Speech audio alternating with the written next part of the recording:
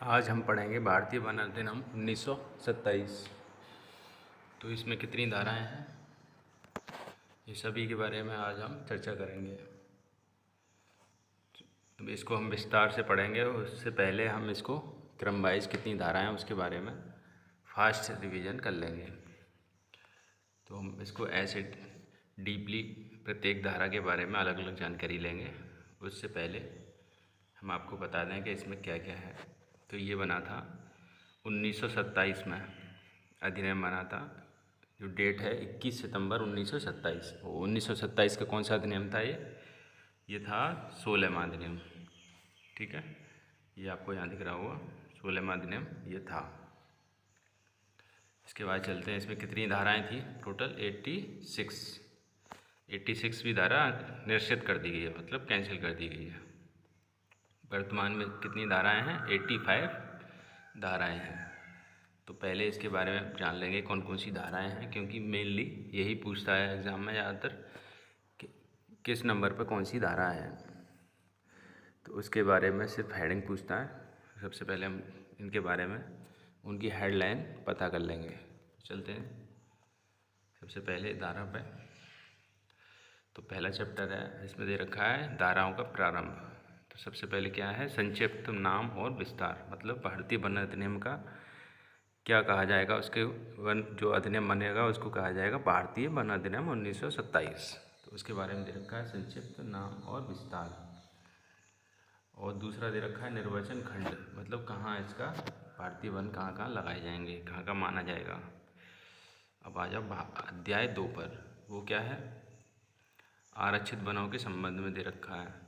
तो आरक्षित वन क्या क्या होते हैं? जो धारा आरक्षित वन क्या होते हैं, इसमें एक धारा आएगी, धारा 26। उसमें क्या होता है? आरक्षित वन में कोई अपराध होता है तो दंड वगैरह के बारे में आरक्षित वन दे रखा है। तो यह कहाँ से स्टार्ट होगी? ये धारा 3 से आरक्षित वनों के बारे में। धारा 3 में क्या है? वनों को आरक्षित करने की क्या दे रखी है? शक्ति दे रखी है। तो वनों को आरक्षित करने की शक्ति 3 में। 4 में राज्य सरकार द्वारा अधिसूचना, तो राज्य सरकार द्वारा कोई बंदोबस्त अधिकारी जारी करके। बंदोबस्त अधिकारी कौन होता है? एसडीएम, मतलब एसडीएम बताएंगे कि कहाँ पर ये वन भूमि हमारी लगाई जाए। तो नेक्स्ट क्या है? 5 वन अधिकारों से प्रोद्भूत होने का वर्जन, मतलब वन को क्या क्या अधिकार मिलेंगे। फिर वन व्यवस्थापन अधिकारी द्वारा उद्घोषणा, जो मैंने बताया ना कि वन व्यवस्थापन अधिकारी कौन होंगे? कोई एसडीएम लेवल के अधिकारी होंगे। वन व्यवस्थापन अधिकारी द्वारा जांच, उस ज़मीन की जांच जहाँ पर आरक्षित वन घोषित होना है।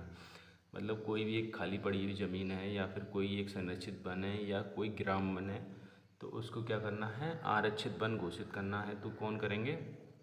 वन व्यवस्थापन अधिकारी या एसडीएम लेवल के कोई अधिकारी, मजिस्ट्रेट। तो वन व्यवस्थापन अधिकारी की शक्तियाँ दे रखी हैं 8 में, और अधिकारों का निर्वापन दे रखा है। अब दे रखा स्थानांतरित खेती की पद्धति संबंधी दावों से बरतना। तो मतलब कोई स्थानांतरित खेती करता है, तो अब वो दावा कर रहा है ज़मीन पर, तो क्या है कि उसके दावों से निपटारा हो जाए। 20 दिन का समय दिया जाता है आरक्षित वन बनाने के बाद भी। जब तक निपटारा हो जाता है तो उसका स्थानांतरित खेती के सभी दावे उसके खारिज कर दिए जाते हैं। 11 में है ऐसी भूमि का अर्जित करने की शक्ति जिस पर अधिकार का दावा किया गया है। तो ऐसी भूमि मतलब कोई अधिकार कर रहा है, उस पर अधिकार दिखा रहा है, बट वो ज़मीन है वन विभाग की। तो क्या है कि ऐसी भूमि को अर्जित कर सकता है वन विभाग। ठीक है, इस धारा के अंतर्गत। धारा 12 में क्या है? चारागाह या वनोपज के अधिकारों के आदेशों के दावों पर आदेश, मतलब कोई चारागाह बता रहा है उसको या फिर कोई वनोपज बता रहा है, तो उनके चारागाह या उन पर आरक्षित वन लगाए जा सकते हैं। अब आ जाता है 13 में, वन व्यवस्थापन अधिकारी द्वारा तैयार किया जाने वाला अधिकार लेख। जो भी वन व्यवस्थापन अधिकारी बनाए गए हैं जैसे एसडीएम या अन्य, तो उनके द्वारा क्या है? कोई अभिलेख तैयार करना उसके लिए। जहाँ वह दावा मंजूर करता है वहाँ अभिलेख, मतलब जहाँ उसने दावा किया है वहाँ पे क्या है? अभिलेख तैयार किए जाएंगे। मंजूर किए गए अधिकारों का प्रयोग, मतलब जो मंजूर हो गए हैं अधिकार, उनका क्या है? प्रयोग करना। धारा किस में आता है? 15। जैसे कोई अधिकार दे दिए कि हाँ आप इसके लिए ये प्रावधान कर सकते हो, यहाँ पे वन बनाने के लिए कोई भी आप एक्शन ले सकते हो, तो उसका आपको अधिकार दे रखा है, प्रयोग कर सकते हैं आप। तो ये किसके लिए बात हो रही है? वन अधिकारियों के लिए बात हो रही है। तो कितनी धाराएं हो चुकी है? 15। अब चलते हैं 16 पे। तो अधिकारों का रूपांतरण, मतलब अधिकार क्या है? रूपांतरित हो जाएंगे।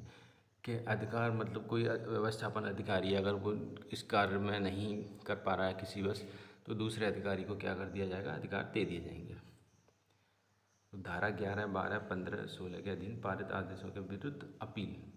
तो क्या है? अपील भी हो सकती है इनके विरुद्ध। कोई भी जो आदेश पारित हुए हैं 11, 12, 15 और 16 के, वो क्या है? इनके विरुद्ध क्या अपील की जा सकती है। अपील कहाँ हो सकती है? उच्च अधिकारियों के पास क्या हो सकती है? अपील हो सकती है।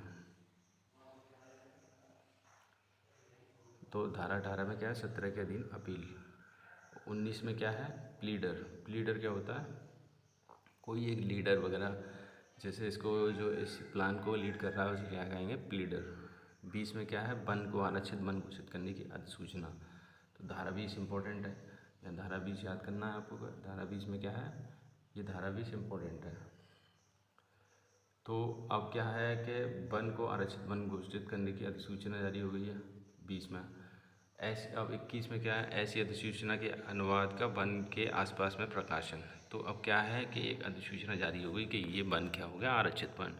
तो क्या हो जाएगा? धारा 21 में क्या हो जाएगा? ऐसी अधिसूचना जारी हो जाएगी, आसपास में प्रकाशन अखबार में या फिर नोटिस बोर्ड लगा के, क्योंकि आरक्षित वन पर नोटिस बोर्ड लग जाता है। अब क्या है? धारा 22 क्या? पुनरीक्षण करने के, अगर कोई गलती हो गई या कुछ भी रह गया तो पुनरीक्षण कर सकते हैं। अब क्या? 23 में आरक्षित वन में कोई अधिकार उससे प्रबंधित के अनुसार अर्जित होने के सिवाय अर्जित नहीं करेगा। मतलब कोई अधिकार है आरक्षित वन से अलग, वो अधिकार अर्जित नहीं करना चाहिए। 24 में मंजूरी के बिना अधिकारों का अन्य संक्रमण न किया जाएगा। मतलब मंजूरी के बिना कोई भी अधिकार, गैर जिम्मेदार अधिकार नहीं अपनाए जाएंगे। 24 हो गया। धारा 25 आरक्षित वनों के पथों व जलमार्गों को बंद करने की शक्ति। मतलब क्या है कि अगर कोई यहाँ पे पब्लिक का आदमी या फिर कोई जलमार्ग है उनका, पब्लिक का, वो अगर चाह रहा है तो उसको बंद करने की आपकी पूरी पावर है, क्योंकि वो आरक्षित है, रिजर्व है फॉर द फॉरेस्ट। धारा 26 ऐसे वनों में प्रतिषिद्ध कार्य। तो वनों में क्या है कि कोई भी कार्य बंद रहेंगे, क्योंकि वो एक रिजर्व फॉरेस्ट है। यह घोषित करने की शक्ति कि वह आरक्षित वन नहीं रहा। अब कोई वन है जो जिसको क्या है कि आरक्षित वन वो अब नहीं रहा है, तो क्या है कि उसकी घोषणा की जा सकती है सार्वजनिक तौर पर, क्योंकि कोई भी मकसद है, जैसे उससे वन उपज ले ली जाए या उसके नष्ट हो जाए या सफल ना रहे, तो क्या है वो आरक्षित वन नहीं रहता है। तो ग्राम वनों का निर्माण। ग्राम वन का निर्माण कैसे होगा? अब ग्रामों में वन लगा के क्या है? ग्राम वनों का निर्माण किया जा सकता है। ग्राम वन क्या होते हैं? जैसे कि सामाजिक मानकी और ग्रामों में जो वन लगाए जाते हैं ग्रामीणों की सहायता से या फिर खुद ही उन्हें प्रोत्साहित करके वन लगाए जाते हैं, जैसे ग्राम वन कहते हैं। तो अब आ जाएंगे संरक्षित वन। संरक्षित वन किस में दे रखा है? 29 में दे रखा है। तो संरक्षित वन किस में है? 29 धारा में दे रखा है। वृक्ष आदि को आरक्षित करने की अधिसूचना निकालने की शक्ति। मतलब कोई वृक्ष है उसको आरक्षित करने की क्या हो जाएगा? अधिसूचना निकाली जा सकती है कि ये वृक्ष है या कोई पुराना वृक्ष है, तो वो क्या है? रिजर्व हो जाएगा, उसका कोई नुकसान नहीं कर सकता है। ऐसी अधिसूचना के अनुवाद का आसपास में प्रकाशन। तो कोई संरक्षित वन हम बनाए जा रहे हैं तो उसके क्या है? आसपास कोई प्रकाशन हो जाएगा। संरक्षित का मतलब क्या होता है? संरक्षित होता है जैसे अगर कोई भी पेड़ लगा रहा है तो उसकी संरक्षण वन विभाग करेगा। तो क्या है? एक संरक्षण देना। मतलब कोई एक पावर किसी के पास एम्पावर है इन्हें संरक्षण देने की या कोई ये अधिनियम अप्लाई करने की, तो क्या है? वो इसको संरक्षण कर सकता है, मतलब सुरक्षा कर सकता है किन्हीं भी कानूनी प्रावधानों के द्वारा। तो 31 में क्या है? ऐसी अधिसूचना के अनुवाद का आसपास में प्रकाशन। 32 संरक्षित वनों के बारे में नियम बनाने की शक्ति। तो क्या है कि जो भी प्राधिकृत अधिकारी है उसको संरक्षित वन के बारे में नियम बना सकता है, या फिर राज्य सरकार या जो भी इससे संबंधित है वो इसमें अधिकार बना सकता है। किस धारा के अंतर्गत? धारा 32 के अंतर्गत। अब 33 बहुत इंपॉर्टेंट है, क्योंकि 33 में क्या है, संरक्षित वन में जो भी अपराध होते हैं उसके लिए दंड मिलता है। तो 30 और 32 के लिए दंड दिया जाएगा। धारा 34 में क्या है, कतिपय मामलों के लिए कार्यों को प्रतिषेध नहीं करेगी। तो क्या है कि जो भी कार्य इसमें दे रखे हैं उसके लिए क्या है, प्रतिषेध नहीं होगा। अब आ जाइए अध्याय 5 पर, जो वन और भूमि सरकार की संपत्ति नहीं है उन पर नियंत्रण के संबंध में। मतलब जो वन विभाग और सरकार की संपत्ति नहीं है उस पर भी कैसे नियंत्रण कर सकते हैं। तो इसमें क्या है कि जैसे कि कोई भी वन है जो मतलब सरकार का नहीं है ना कोई वन विभाग का है, तो भी अगर वृक्षों को काटने का कोई मन बनाता है तो वो उचित नहीं माना जाता, क्योंकि जो वृक्ष हैं, क्योंकि ये सभी सार्वजनिक तौर पर सभी की सेवाओं में लगे हुए हैं, इसीलिए इनको काटना भी अपराध होता है और एक जीव है एक तरह का, तो इसीलिए इनको काटना भी उचित नहीं है मानव दृष्टि के तौर पर। देखते हैं धारा 35 क्या दे रखी है, विशेष प्रयोजनों के लिए वनों का संरक्षण। मतलब कोई भी प्रयोजन है, अब कोई भी प्रयोजन हो सकता है, जैसे कि ऑक्सीजन हेतु या जो भी छाया हेतु या फिर किसी भी हेतु उसका संरक्षण हो सकता है। वनों के प्रबंध संभालने की शक्ति, वनों का प्रबंध संभालने की शक्ति 36 में दे रखी है। कुछ अवस्थाओं में वनों का त्वहरण, स्वामियों की प्रार्थना पत्र पर वनों का संरक्षण। मतलब स्वामी अगर उसका वृक्ष कोई बाग है या फिर कोई वो है जो सार्वजनिक तौर पर लगा हुआ है या फिर अपने घर का वो है, अगर उसका कोई नुकसान पहुंचा रहा है तो वन विभाग की ये जिम्मेदारी है कि अगर उसकी प्रार्थना पत्र आया है तो उसका संरक्षण करा जाए, क्योंकि वन तो सार्वजनिक तौर पर सभी को फ़ायदा पहुंचाते हैं। इसी वजह से अपनी संपत्ति ना होने के बावजूद भी हमें उसका संरक्षण करना चाहिए। अब आते हैं धारा 39 पर, जो दे रखा है इमारती लकड़ी और अन्य वन उपज पर शुल्क के संबंध में। ये अध्याय 5 है। इसके लिए क्या है, एक नया अधिनियम बना है, वृक्ष संरक्षण अधिनियम 1980। तो उसमें क्या है, जो भी हमारे वन हैं, जैसे प्राइवेट निजी लोगों के वन हैं, उनके बारे में दे रखा है पूरा प्रावधान, जो कि वृक्ष संरक्षण अधिनियम 1976 और वृक्ष संरक्षण अधिनियम 1980 के अंतर्गत दे रखा है।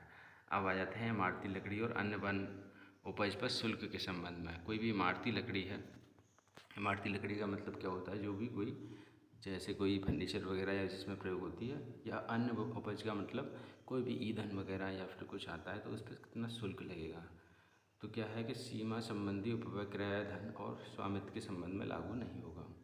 मतलब क्या है कि सीमा जिसकी लग रही है या जो भी है उसके संबंध में इसमें प्रावधान दे रखे हैं। इसका एक नया अधिनियम लागू हो गया, इमारती लकड़ी एवं अन्य वन उपज अधिनियम। तो यहाँ से अध्याय 6 से भी एक नया अधिनियम बन चुका है। अब चलते हैं नेक्स्ट पर, यह है अध्याय 7। अध्याय 7 किससे संबंधित है, अभिवहन के दौरान इमारती लकड़ी और वन उपज के नियंत्रण में। तो क्या दे रखा है, अभिवहन के दौरान क्या है, हम इमारती लकड़ी को अगर कहीं से इधर उधर ले जा रहे हैं तो उसके लिए टीपी या जो भी हमें एक स्थानांतरण का आदेश दिया जाता है कि कहाँ से कहाँ तक जाना है, आपका रूट क्या है, कहाँ से ले जाना है, जैसे कौन से रूट पे होके जाना है, किस हाईवे पे होके जाना है, तो क्या है उस सब के बारे में मिनिमम करने की शक्ति है। क्योंकि आप बिना अगर लोडेड सामान को या फिर कोई भी इमारती लकड़ी उसको लेके जा रहे हो तो उससे पहले हमें परमिशन लेनी पड़ती है। तो वो दे रखा है धारा 41 में, वन उपज को अभिन्न और विनियमित करने की शक्ति, ये हमारे पास शक्ति रहती है कि इसको हम विनिमय कर सकते हैं। और दूसरा है सीमा शुल्क, सीमांतों के पार स्थानांतरण वृक्षक केंद्रीय सरकार की शक्तियाँ। मतलब सीमा से दूसरी जगह आप ले जाओगे तो क्या लगेगा, आप पर स्थानांतरण जब करोगे तो टीपी लगेगी, मतलब केंद्र सरकार का भी एक तरह से टैक्स लगेगा इस पर। तो धारा 41 के अधीन बनाए गए नियमों के भंग करने के लिए सस्ती।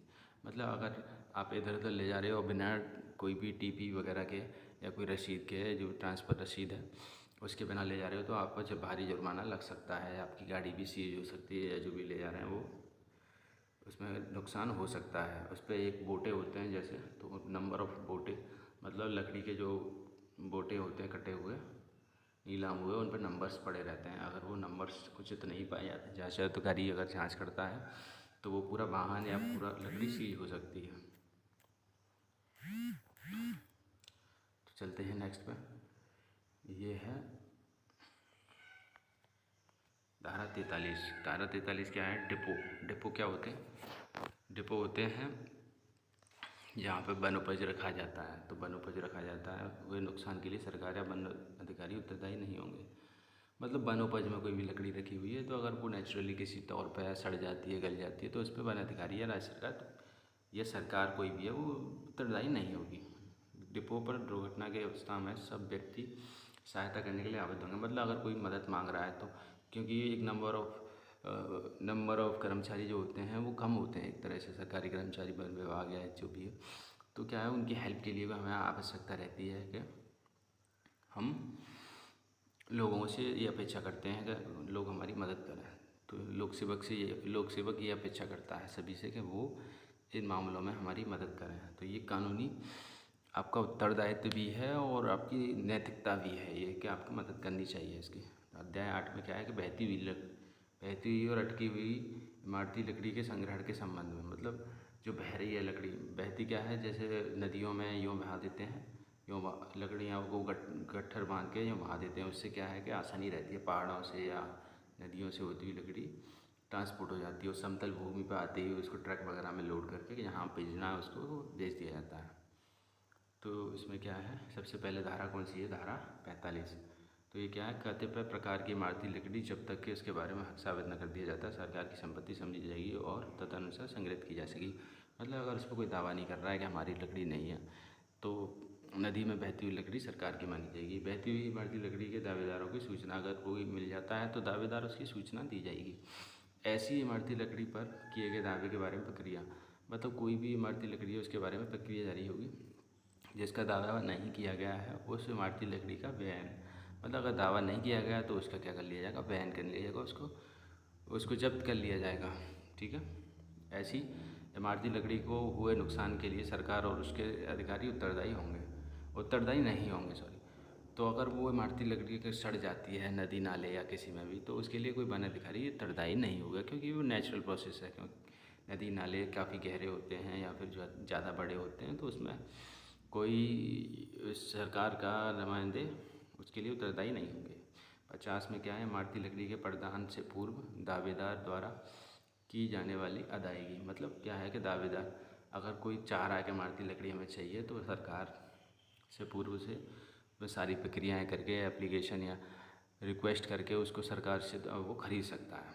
तो नियम बनाने और शास्तियाँ भेद करने की शक्ति सरकार के पास, ये भी नियम बनाने की और उसकी शक्ति दे रखी है। कोई बहती हुई लकड़ी के संबंध में वो नियम बना सकती है। अब आ जाइए शास्तियाँ और प्रक्रिया।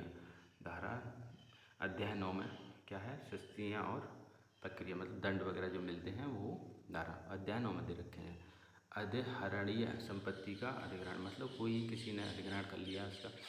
अब अधिहरण मतलब किसी के अंडर में कोई लकड़ी है उसको क्या करना है? हमें अभिग्रहण करना है। क्योंकि अगर उसने कोई संपत्ति या फिर जो भी लकड़ी है उसने अगर बिना परमिशन के कोई अपने अंडर में रख रखी है तो उसको हम कब्जे में इसको ले सकते हैं, सुपर्दी ने हम उसका कर सकते हैं। धारा 53 में है धारा 52 के निर्मुक्त करने की शक्ति। अगर उससे पाया जाता है कि वो सही है या फिर वो अपने कागजात पूरे दिखा देता है तो उसको निर्मुक्त कर सकते हैं। तदुपरांत प्रक्रिया भी दे रखी है। और 55 में क्या है? वन उपज औजार आदि कब अधिग्रहण होंगे। मतलब क्या है कि कोई अगर हमें इस अवस्था में पाया जाता है कि उसने बिना परमिशन के कोई वृक्ष वगैरह काटा है तो क्या कर सकते हैं? हम उसके हथियारों को जब्त कर सकते हैं। हथियार मतलब आरी, कुल्हाड़ी आदि। वन अपराध के लिए विचारणा की समाप्ति पर उस वन उपज का व्ययन उसके संबंध में यह अपराध हुआ है। मतलब जो भी ऐसा वन अपराध के लिए क्या है कि कोई वन उपज जिससे अपराध घटित हुआ है तो उसका क्या हो जाएगा? मतलब उसको एक अधिग्रहण कर लिया जाएगा, उसका सुपुर्दगीनामा कर लिया जाएगा और वन विभाग के गोदाम में या फिर कहीं पर भी इसको किसी के सुपुर्द में दे दिया जाएगा। धारा 57 क्या है? जब अपराधी अज्ञात है या पाया ना जा सके तब प्रक्रिया क्या है? मतलब कोई अपराधी पता नहीं है कौन है, इसको पेड़ को काट गया है या इसको चोरी करके ले गया है, तब क्या प्रक्रिया होगी? तो वहाँ क्या है कि अज्ञात में S2 केस प्रक्रिया होती है। जो S2 केस होता है वो होता है अपराध रजिस्टर बुक, तो वो वन विभाग के लिए होता है।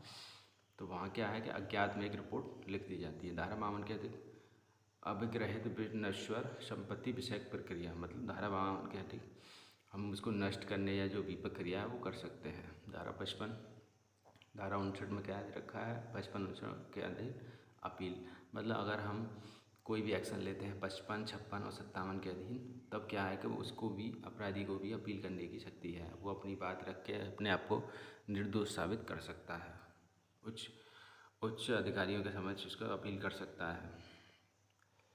संपत्ति कब सरकार में निहित होगी, मतलब जो संपत्ति है वो कब सरकार में निहित होगी, इसके बारे में 60 दे रखा है, 60 धारा दे रखी है। 61 में क्या है, अवग्रह संपत्ति को निर्मुक्त करने की शक्ति की व्याप्ति, मतलब संपत्ति जो है उसको निर्मुक्त करने की शक्ति दे रखी है। 65 में दोषपूर्ण अवग्रहण के लिए दंड, मतलब दोषपूर्ण जो अपग्रहण कर लिया है उसके लिए कितना दंड है, ये सबका प्रावधान दे रखा है अलग अलग अधिनियम में। जैसे आरक्षित वन के संबंध में धारा 26 में दे रखा है, और संरक्षित वन के संबंध में धारा 33 के अंतर्गत दंड का प्रावधान है। और वृक्ष संरक्षण, जैसे कोई प्राइवेट पेड़ काटता है बिना परमिशन के, तो क्या है उस पर 1976 की धारा 4/28 के तहत अपराध माना जाएगा। और कोई ट्रांसपोर्टेशन में जा रहा है और बिना परमिशन के उसके दे रखा है, तो वो क्या है 3/28 ट्रांसपोर्टेशन एक्ट की धारा 3/28, वन अधिनियम के ट्रांसपोर्ट एक्ट की धारा 3/28 के अधीन वो दोषी पाया जाएगा।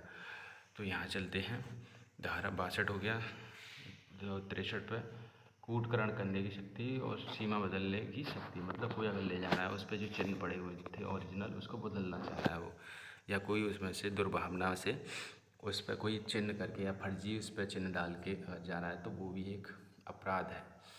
अब बिना वारंट के गिरफ्तार करने की शक्ति, ये बहुत इंपॉर्टेंट है। 64 में क्या है कि आरक्षित वन या फिर संरक्षित वन या जो भी वन से संबंधित अपराध है, जो ऐसी प्रजातियां हैं जिनको काटना बहुत ज़्यादा अपराध माना जाता है, विलुप्त होती हुई या फिर जो भी कीमती है, जैसे भी जो सरकार ने ऐसी प्रजाति कर रखे हैं जिसमें हम बिना वारंट के गिरफ्तार कर सकते हैं। किसी गिरफ्तार व्यक्ति को बंद पथ पर निर्मुक्त करने की शक्ति, मतलब बॉन्ड पेपर जो होता है, जैसे कंपाउंड कोई केस है तो उसमें निर्मुक्त कर सकते हैं। अपराध का किया जाना निवारित करने की शक्ति, अपराध जो हैं उनको निवारित करने की शक्ति दे रखी है। अपराधों का संक्षिप्त विचारण की शक्ति, मतलब अपराधों पर संक्षिप्त विचारण भी हो सकता है।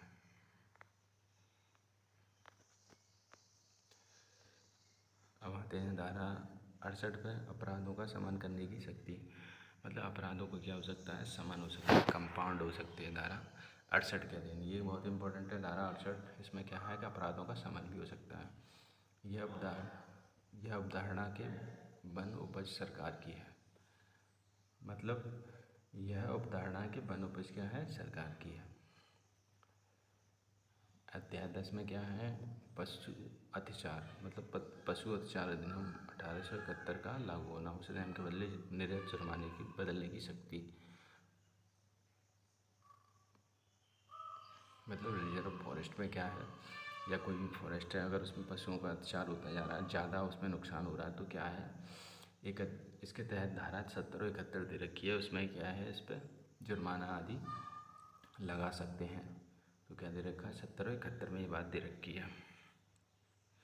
तो धारा 72 में क्या है, राज्य सरकार वन अधिकारियों में कतिपय शक्तियाँ विनिहित कर सकेगी। तो राज्य सरकार क्या है, वन अधिकारी जो भी हैं उनमें क्या है, शक्तियों का विनिहित कर सकती है, शक्तियाँ इनको प्रदान कर सकती है। हर एक मामले में वन अधिकारियों को लोक सेवक समझा जाएगा, ये इंपॉर्टेंट है। धारा 73, मतलब वन अधिकारी किस में लोक सेवक समझे जाएंगे, धारा 73 में।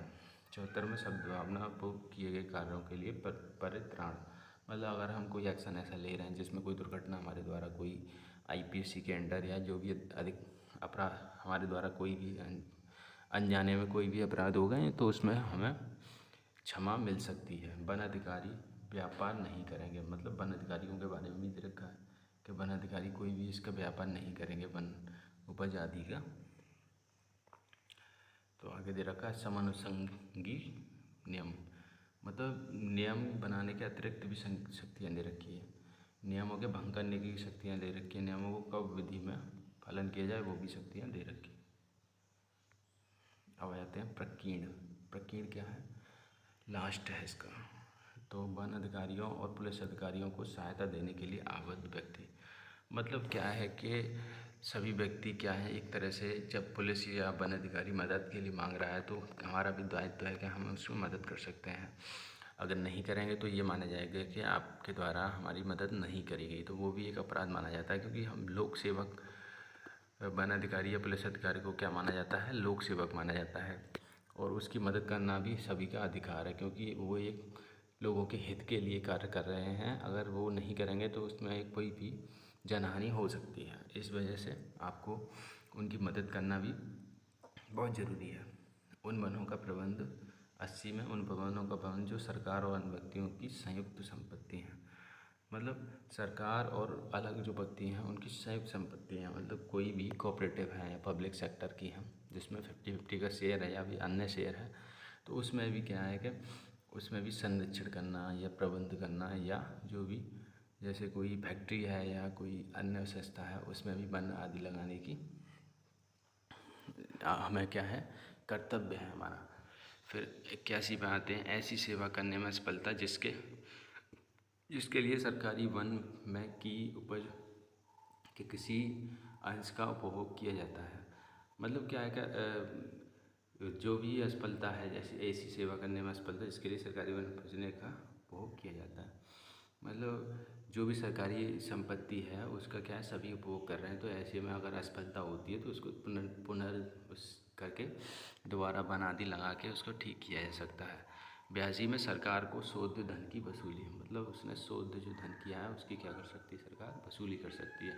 सरकार को जो खर्च हुआ है या फिर जो नष्ट हो गया है उसमें उसको वसूली कर सकती है। ऐसे धन के लिए वन उपज पर धारणा अधिकार, तो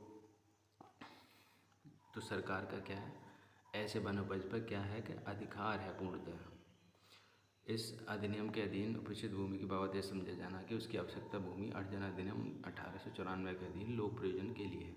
मतलब वो ये समझा जाएगा कि ये सब जो अगर उसका भूमि अर्जन किया जा रहा है वो क्या है कि लोक हित में है या लोक प्रयोजन के लिए है। तो सभी को ये समझना चाहिए कि हम कोई एक वन उपज के लिए कोई भूमि अर्जित कर रहे हैं या फिर किसी को वो आवंटित है पहले से, तो उसको अगर हम उसे अर्जन कर रहे हैं तो वो भी एक लोक हित में माना जाएगा। तो बंध पत्र के अधीन शोध शास्त्रियों की वसूली, ये क्या है कि अगर बॉन्ड पेपर के अधीन कोई शक्तियाँ हैं, कोई दंड दे रखा है तो उसकी भी वसूली करने का प्रावधान दे रखा है 85 में। मतलब कैसे, अगर किसी को हमने बॉन्ड पेपर पर उसे जुर्माना के तहत छोड़ा है तो हम उसकी क्या कर सकते हैं, उससे हम पूरे जो दंड वगैरह में जो दिया गया कितना जुर्माना उसको वसूल कर सकते हैं। तो केंद्र सरकार के अधिकारों की व्याप्ति, मतलब केंद्र सरकार ने जो भी अधिकार है उनकी क्या है व्याप्ति 85 का में दे रखती है। 85(6) क्या कर दिया गया, निश्चित कर दिया गया। तो आगे है डिटेल वीडियो जिसमें कि क्या है, वन अधिनियम के बारे में दे रखा है, संक्षिप्त नाम और विस्तार, मतलब क्या कहा जाएगा इसके बारे में दे रखा है कि इसको भारतीय वन अधिनियम कहा जाएगा। फिर इसके बारे में दे रखा है कि नंबर 2 में निर्वचन खंड, इसमें क्या है सभी की परिभाषाएँ दे रखी हैं। जैसे पशु के अंतर्गत कौन आते हैं, जैसे हाथी, ऊँट, भैंसे, घोड़े, घोड़ियाँ, खस्सी, पशु, टट्टू, बछड़े, बछड़ियाँ, खच्चर, गधे, सूअर, भेड़िया। इनको डिटेल में पढ़ना बहुत ज़रूरी है, क्योंकि यहाँ से क्या है कि ये पता चल जाता है कौन कौन से हमारे वन्य पशु हैं। यहाँ सभी जो इसमें दे रखा है, वन अधिकारी क्या है, जो भी हमने बताया था आपको, वन अधिकारी कौन सी धारा में है, तो इसके दिन क्या है, वन अधिकारी क्या माना जाएगा, लोक सेवक माना जाएगा। 3 में दे रखा है, ये क्या है, लोप हो चुका है क्योंकि गवर्नर जनरल की पद्धति खत्म हो गई, प्रांतीय सरकार के स्थान पर पद स्थापित। वनोपज, अब वन अपराध के बारे में बताया गया। वन अपराध किस किस में परिभाषित है। वन उपज क्या है, कोई भी इमारती लकड़ी, लकड़ी का कोयला, कचुक, खैर, लकड़ी के तेल, राल, बालिश, छाल, लाख, महुआ के फूल, महुआ के बीज, हरल या जो भी पाए जाते हैं वो सब क्या है, वन उपज के अंतर्गत आते हैं। इसमें आपको डिटेल में पढ़ाएंगे, आज वीडियो लंबी हो जाएगी, वरना आज अगर आप डिमांड करेंगे या कमेंट करेंगे तो इसको हम दोबारा से डिटेल में बता देंगे। तो आज की वीडियो में बस इतना ही, धन्यवाद।